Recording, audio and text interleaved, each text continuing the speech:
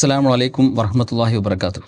ഇന്നൽ ഹംദലില്ലാഹി വസ്സലാത്തു വസ്സലാമു അലാ റസൂലിൽ അമീൻ വഅലാ ആലിഹി വസഹ്ബിഹി അജ്മഈൻ. അമ്മാ ബഅദ്.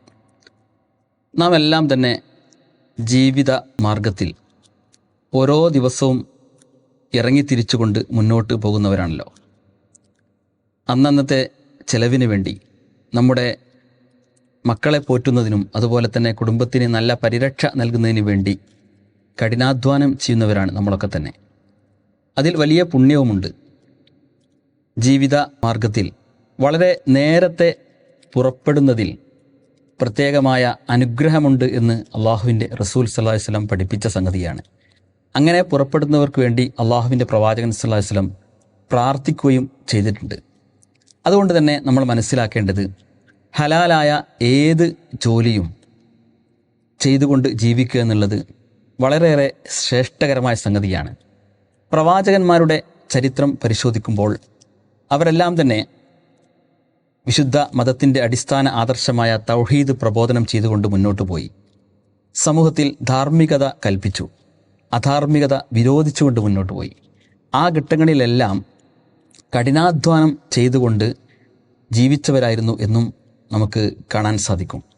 ദാവൂദ് നബി അലൈഹി സ്വലാത്തു വസ്സലാം ഇരുമ്പ് പണി ചെയ്ത് ജീവിച്ചത് ചരിത്രത്തിൽ നിന്ന് പാഠമാണ്. അതുപോലെ തന്നെ അള്ളാഹുവിൻ്റെ പ്രവാചകൻ സല്ലല്ലാഹു അലൈഹി വസല്ലം ഖദീജ റളിയല്ലാഹു അൻഹയുടെ കച്ചവട സംഘത്തിൽ പോയതും അള്ളാഹു സുബ്ഹാനഹു വ തആല ആ യാത്രയിൽ ധാരാളം അനുഗ്രഹങ്ങൾ നൽകിയതും നമുക്ക് ചരിത്രത്തിൽ നിന്ന് കാണാൻ സാധിക്കും.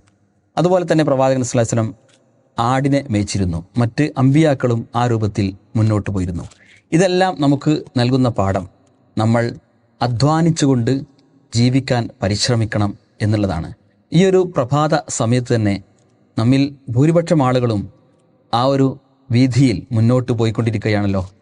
അതുപോലെ തന്നെ ഈ വിഷയത്തിൽ നമ്മൾ മനസ്സിലാക്കേണ്ടത്, ഹലാലായ ഏത് ജോലിയും ചെയ്യാം. ചില ആളുകൾ പറയും, ഇന്ന ജോലി അത് എൻ്റെ അഭിമാനത്തിനൊരു പ്രശ്നമാണ്, അല്ലെങ്കിൽ അത് ഞാൻ ചെയ്യില്ല, അല്ലെങ്കിൽ ഇന്ന ജോലിയിലാണ് എനിക്ക് കൂടുതൽ താല്പര്യം. അങ്ങനെയില്ല. മറിച്ച് ദീൻ അനുവദിച്ച ഹലാലായ ധനസമ്പാദന മാർഗത്തിന് വേണ്ടിയുള്ള ഏത് ജോലിയും, അത് കച്ചവടമാവട്ടെ മറ്റ് തൊഴിലുകളാവട്ടെ, അതിലെല്ലാം നമുക്ക് ഏർപ്പെടാം എന്നുള്ളതാണ്.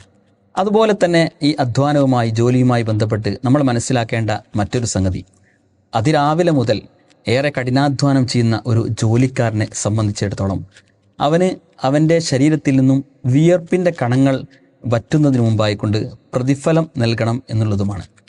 അള്ളാഹുവിൻ്റെ പ്രവാചകൻ സല്ലല്ലാഹു അലൈഹി വസല്ലം അക്കാര്യത്തിൽ വ്യക്തമായി നിർദ്ദേശം നൽകിയിട്ടുണ്ട്. അഅ്തുൽ അജീറ അജ്റഹു ഖബ്ല അൻ യജിഫ ഇർഖഹു എന്നാണ്. അതായത് ജോലിക്കാരന്, കഠിനാധ്വാനം ചെയ്ത ഒരു മനുഷ്യനെ സംബന്ധിച്ചിടത്തോളം അവൻ്റെ വിയർപ്പ് വറ്റുന്നതിന് മുമ്പ് അവന് പ്രതിഫലം നൽകണമെന്ന് അള്ളാഹുവിൻ്റെ പ്രവാചകൻ സല്ലല്ലാഹു അലൈഹി വസല്ലം പഠിപ്പിക്കുകയാണ്. അപ്പോൾ അക്കാര്യത്തിലും നമുക്ക് വലിയ മാതൃകയുണ്ട്.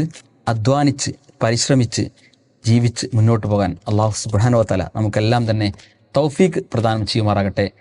വആഖിറു ദഅ്വാനാ അനിൽ ഹംദുലില്ലാഹി റബ്ബിൽ ആലമീൻ. അസ്സലാമു അലൈക്കും വറഹ്മത്തുള്ളാഹി വബറകാതുഹു.